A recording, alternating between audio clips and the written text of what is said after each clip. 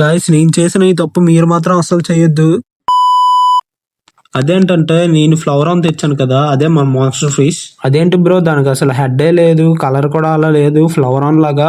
అసలు ఇది ఫ్లవర్ అనేనా నాకు చాలా మంది క్వశ్చన్ చేశారు. అయితే ఇది నేను తెచ్చుకున్నాను ఈ ఫ్లవర్ పర్సనల్ కలెక్షన్ లోకి అయితే తెచ్చుకున్నాను. ఇంకా దీని నేమ్ వచ్చేసి జీబీ కంఫా. ఇది వచ్చేసి ప్యూర్ కంఫా లైన్. ఇంకా దీని జెనెటిక్స్ వచ్చేసి 9.9 థాయిలాండ్. నేను వచ్చేసి premium quality blood line GB కంఫా అయితే తెచ్చుకున్నాను. మరి ఇదేంటి బ్రో హెడ్డే లేదు, అసలు నువ్వు ప్రీమియం క్వాలిటీ అంటున్నావు, హెడ్ లేకుండా ప్రీమియం క్వాలిటీ ఎలాగవుతుంది అని క్వశ్చన్ చేస్తారు చాలా మంది. నేను తెచ్చుకునేది వచ్చేసి హెడ్ పుష్ ఉండే ఫ్లవర్ ఆన్.